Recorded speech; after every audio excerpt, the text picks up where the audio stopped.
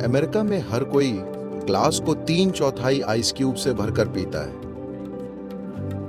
अब मैं जो कहूंगा वो लोगों को पसंद नहीं आएगा। अगर आप एक विद्यार्थी हैं, फिर आपको 8 डिग्री अंतर के साथ पानी पीना चाहिए।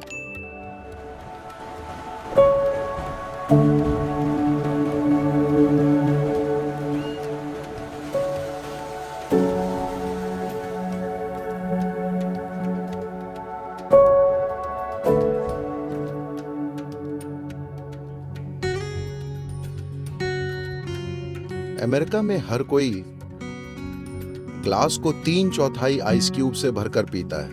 अब मैं जो कहूंगा वो लोगों को पसंद नहीं आएगा। जब योगिक संस्कृति में अगर आप एक योगी हैं, अगर आप आंतरिक रूपांतरण के मार्ग पर हैं, आप अपने सिस्टम को संभावना के एक दूसरे आयाम में रूपांतरित करना चाहते हैं, फिर आप सिर्फ 4 डिग्री अधिक या कम तापमान वाला पानी पीते हैं। यानी आपके शरीर का सामान्य तापमान करीब 36 डिग्री सेंटीग्रेड होता है, तो आप 40 या 32 डिग्री तापमान तक का पानी पी सकते हैं। ये पानी पीने का बेहतरीन तरीका है। अगर आप एक विद्यार्थी हैं, यानी आप ज्ञान को ग्रहण करना चाहते हैं, आप रूपांतरण की खोज में नहीं हैं, आपको सिर्फ ज्ञान ग्रहण करने में दिलचस्पी है, फिर आपको 8 डिग्री अंतर के साथ पानी पीना चाहिए। यानी आप 44 डिग्री और 28 डिग्री तक पानी पी सकते हैं। अगर आप एक गृहस्थ हैं जिसे किसी रूपांतरण या ज्ञान में दिलचस्पी नहीं है, आप सिर्फ अपनी पत्नी और बच्चों और पति को संभालना चाहते हैं, सिर्फ यही आपका काम है, फिर आप दोनों ओर 12 डिग्री अंतर के साथ पानी पी सकते हैं। उसके आगे किसी के लिए भी अनुकूल नहीं माना जाता। तो ये कहना अलोकप्रिय है, मगर ये महत्वपूर्ण है कि आप जो भी पिएं वो कहीं न कहीं शरीर के तापमान की रेंज में हो, उससे अधिक अलग नहीं, क्योंकि शरीर के तापमान से बहुत अधिक अलग पानी या किसी अन्य पदार्थ का सेवन करने से शरीर के अंदर पानी के बर्ताव में गड़बड़ी आ जाती है। मैं जानता हूं कि आइसक्रीम पसंद करने वाले लोग और अब मुझ पर चिल्लाएंगे। मैं सिर्फ आपको आदर्श स्थितियां बता रहा हूं। आप में से कितने लोग आदर्श रेंज में या उसके प्रति चेतन रहना चाहते हैं? जहां भी संभव हो वहां उसमें रहना एक अच्छी बात है। अगर आपको प्यास नहीं लगती, अगर आप पानी नहीं पीते, तो कुछ नहीं होगा, आप ठीक रहेंगे। सिर्फ अमेरिका में अगर आप पानी नहीं पिएंगे तो आप मर जाएंगे।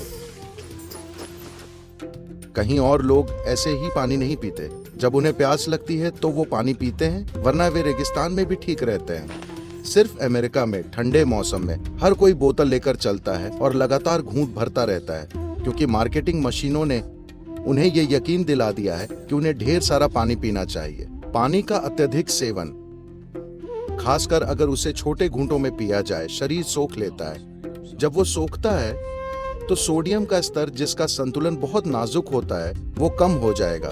इसका असर बाकी शरीर पर भी पड़ता है। वो दिखे जरूरी नहीं है, मगर मस्तिष्क में सोडियम का स्तर गिरने से मस्तिष्क में सूजन हो जाएगी। इसका ये अर्थ नहीं है कि आपका मस्तिष्क बढ़ रहा है। सूजन एक तरह की बीमारी है, ठीक है, मस्तिष्क का विस्तार नहीं। सोडियम तत्व की कमी के कारण उसमें सूजन आ जाती है। तो सोडियम की कमी के कारण मस्तिष्क में अधिक पानी चला जाता है, जो संतुलन रखने के लिए जरूरी सोडियम की आपूर्ति करने की कोशिश करता है। आपके मस्तिष्क में अधिक पानी का मतलब है कि आप अव्यवस्थित हो जाएंगे, मनोवैज्ञानिक असंतुलन आ जाएगा।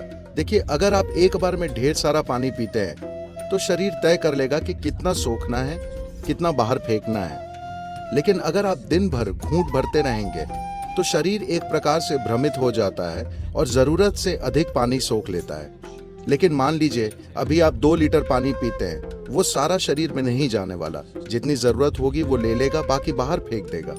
किसी को सिर्फ इसलिए पानी पीने की जरूरत नहीं है क्योंकि आपको लगता है कि ऐसा करना अच्छी चीज है। जब आपको प्यास लगे तो आपको पानी पीना चाहिए। ये पक्का करने के लिए आप पर्याप्त पानी पी रहे हैं, आप उससे 10% अधिक पीजिए, जितने की आपको जरूरत है। 1-2 कप ज्यादा, सिर्फ ये पक्का करने के लिए कि आप कम नहीं पी रहे। साथ ही जब आपको पानी की जरूरत है, जब आपको प्यास लगी है, अगर आप नहीं पीते तो ये आपके शरीर को नुकसान पहुंचाएगा। जब जरूरत पड़ने पर पानी शरीर में नहीं पहुंचता तो दिल को भारी नुकसान होता है।